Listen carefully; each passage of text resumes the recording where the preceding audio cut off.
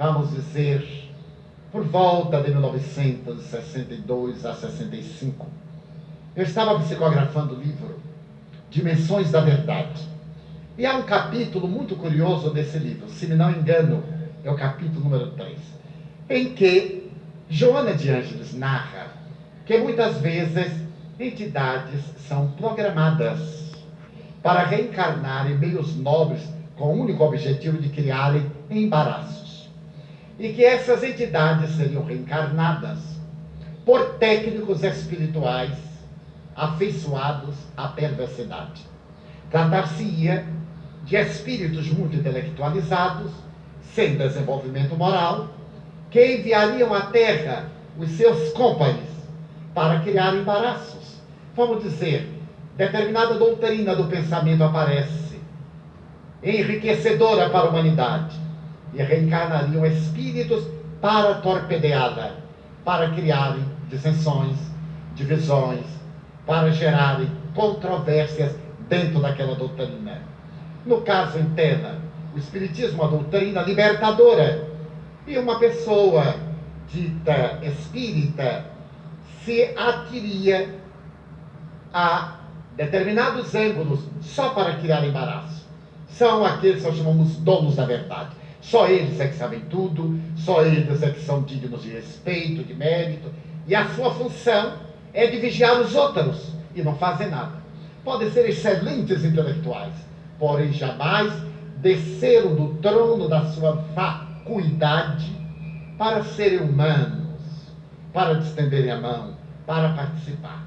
E então, dizia Joana de Ângeles, naquela época, que indivíduos que tais estavam vinculados a esses grandes mentores da perversidade e eram por eles reencarnados.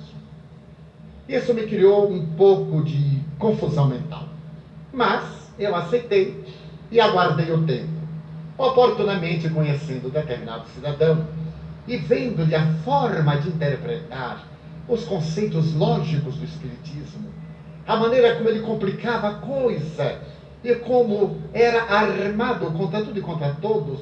Eu perguntei assim, mas o senhor é mesmo espírita? O senhor leu, por acaso, o Evangelho segundo o Espiritismo? Não me venha com o Evangelho segundo o Espiritismo. Allan Kardec escreveu essa obra para agradar a igreja. Eu disse, mas o livro dos Espíritos você já leu? Ah, esse é fundamental. Mas Jesus está lá, meu senhor. Todo o terceiro livro, que são as leis morais, são daí que saiu o Evangelho.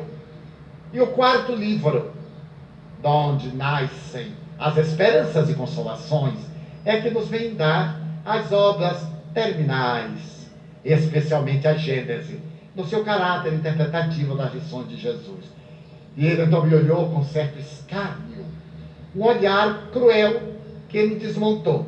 Nesse momento, Joana me disse, é um dos que foram programados para criar embaraços. Então ele havia sido programado por aquelas entidades perversas. E aí o assunto voltou à baila. Em uma reunião mediúnica nossa, ela trouxe um desses técnicos para se comunicar.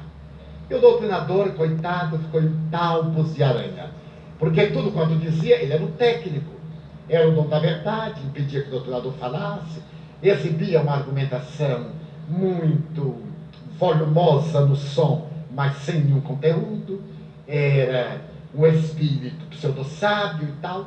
E quando ele se afastou, Joana me disse, ele tem a pretensão de ser um programador de reencarnação, só que ele é o efeito da vontade divina.